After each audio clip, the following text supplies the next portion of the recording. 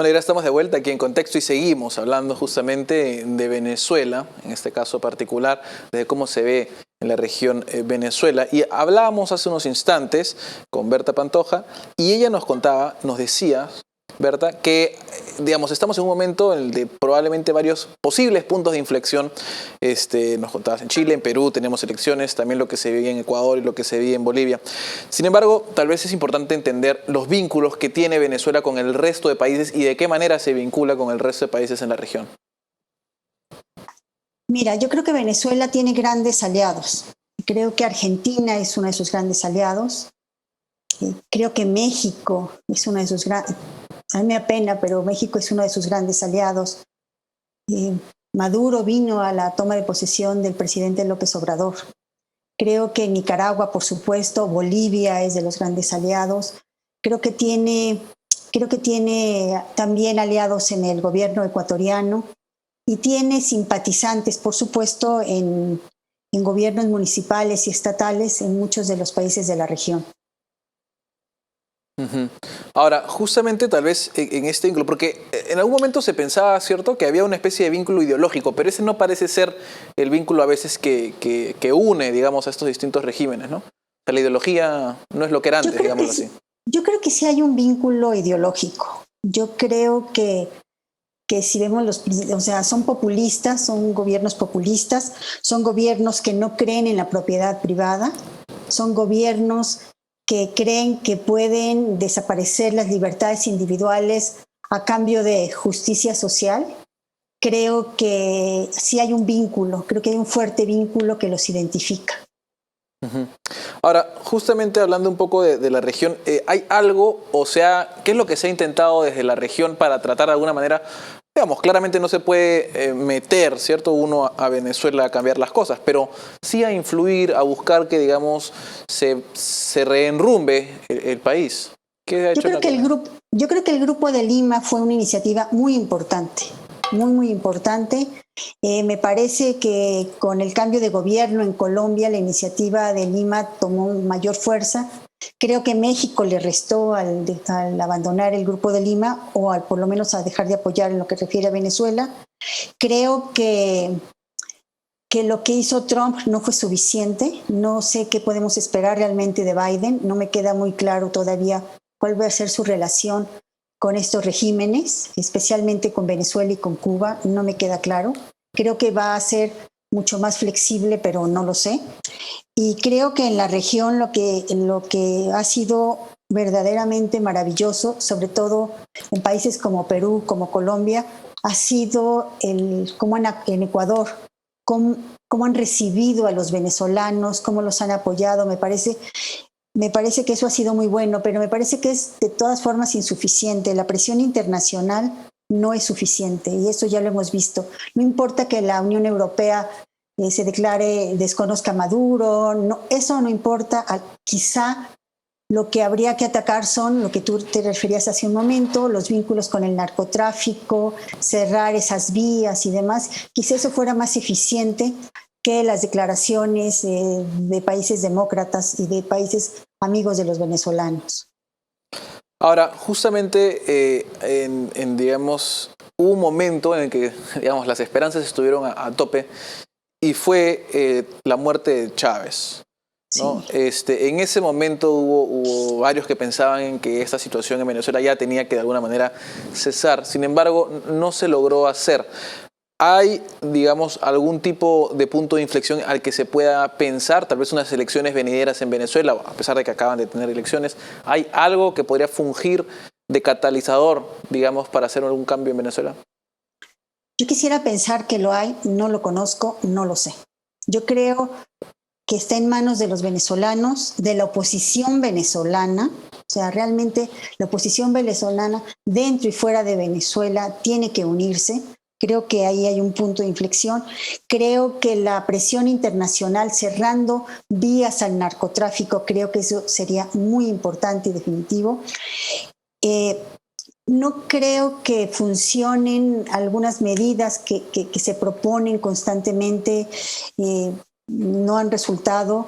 Yo supongo que si la Unión Europea le dice a Maduro o Estados Unidos le dice a Maduro, tales funcionarios ya no pueden entrar a mi país, a decir, bueno, pues que vayan a Rusia, que vayan a Irán, no nos pasa nada. Ellos siguen negociando y siguen fortaleciéndose gracias de verdad al dinero del narcotráfico. Ahora, ¿cuál es el vínculo, y ya lo hemos mencionado un par de veces, cuál es el vínculo que tiene Venezuela con justamente Irán y con Rusia? Hijo, a mí me parece, y China, me parece aterrante. Yo creo que ya es una colonia. Yo creo que en el momento en que Venezuela vuelva a ser libre, cese la usurpación, como dice Rocío Guijarro, yo creo que en ese momento se van a dar cuenta que el país está hipotecado a esos países. Creo que el vínculo es terrible, podemos hablar de armas, de tráfico ilegal, de una serie de organizaciones criminales que están acogidas, que tienen su sede y son acogidas por Venezuela. Creo que eso es muy, muy grave para toda la región y creo que va a tener repercusiones cada vez mayores en toda la región. Ahora, justamente nos hablabas un poco de esta relación que hay entre China, entre Rusia, entre Irán, y me interesa un poco conocer, digamos, sobre todo desde el punto de vista de las armas. ¿Qué es lo que hace Venezuela con las armas? ¿De qué manera funciona eso en la región? Mira, lo que yo veo, o sea, ahora sí que no soy una experta ni mucho menos, lo que yo veo es que desde el inicio del gobierno de Chávez empezó a empezó a comprar una gran cantidad de armas que por supuesto armó a grupos que conocemos de sobra en la misma Venezuela. Salieron armas hacia Colombia, especialmente a las FARC y a la LFL, y han salido armas de Venezuela hacia el resto del mundo. Estoy pensando no solo en Colombia, estoy pensando en Centroamérica, en México, en Perú y en Ecuador. Creo que también hay restos de armas en Brasil. Es decir, estas armas se distribuyen a partir de Venezuela ilegalmente, pero llegan a todos los países de la región. Ahora, viendo esta situación claramente muy complicada en la que hay injerencia aparentemente extranjera en Venezuela y viendo sobre todo una posición bastante débil dentro de Venezuela, ¿qué se puede decir, digamos, de las propuestas? O sea, tal vez puede haber un movimiento ciudadano, alguien que de alguna manera una a la oposición. ¿Son tan distintos, dicho sea de paso, la oposición en cuanto a las propuestas que tienen del gobierno actual? Yo creo que hay muchas propuestas muy distintas. Yo, por supuesto, como liberal, admiro a María Corina Machado, pero creo que igual que en el caso de Cuba, la apuesta tiene que ser la democracia. Que después vean qué plan de gobierno, cómo se va a reconstruir Venezuela, que hay que reconstruirla como se reconstruyó Alemania después de la Segunda Guerra Mundial, porque así va a tener que hacerse. Yo creo que es así indiscutible que la lucha tiene que ser por la democracia, elecciones limpias, una asamblea legislativa democráticamente elegida y que haga frente al poder de Maduro. Ahora, yo no creo que de verdad el ejército, las Fuerzas Armadas y el narcotráfico lo faciliten, pero creo que está en manos de los venezolanos y de la oposición en unirse. Ahora, y ese es otro de los puntos que entra siempre a tallar un poco, el rol de las Fuerzas Armadas en Venezuela. Al día de hoy, digamos, siempre se han mantenido cercanos, ¿cierto?, al gobierno. Mira, ¿Qué tendría que hacer para que cambie? Sí, dale. Yo creo que quiso algo que en México está haciendo mi presidente, quiso algo muy importante. Lo primero que hizo fue dividió el ejército y a las Fuerzas Armadas. Es decir, está el ejército, la Armada, la Guardia Nacional y creó los otros cuerpos policíacos, dividió. Y entonces se asegura de tener por lo menos, si no la lealtad de todos, por lo menos de alguno de estos grupos o de 2 o 3 grupos y tener solo un disidente. Yo creo que esa es de las cosas más brillantes que hizo Chávez y bueno, lo hizo primero Cuba, que vuelvo al principio, es otra vez el inicio, pero Chávez lo hizo de inicio.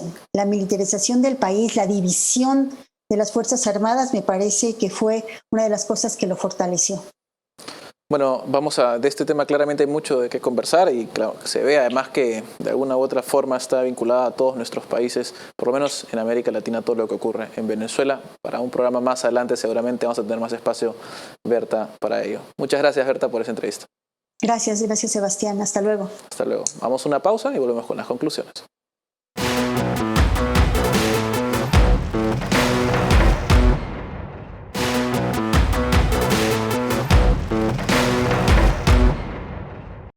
Bueno, estamos de vuelta con las conclusiones del día de hoy. Como hemos visto, el primer paso tal vez para que mejore la situación en Venezuela es que la oposición, actualmente fragmentada, se una para combatir desde un solo frente al gobierno de Nicolás Maduro. Esto siempre a través de mecanismos democráticos y que se unan, para la redundancia, pensando siempre en los ciudadanos. Además, es necesario para la región que haya un cambio en Venezuela para poder contener de alguna forma todo lo que está ocurriendo desde el punto de vista del narcotráfico, con un punto de partida en la región caribeña. Con eso terminamos aquí En Contexto. Nos vemos otro día. En Contexto llega gracias a la Fundación Naumann, Universidad César Vallejo, examen de admisión 21 de febrero y los portales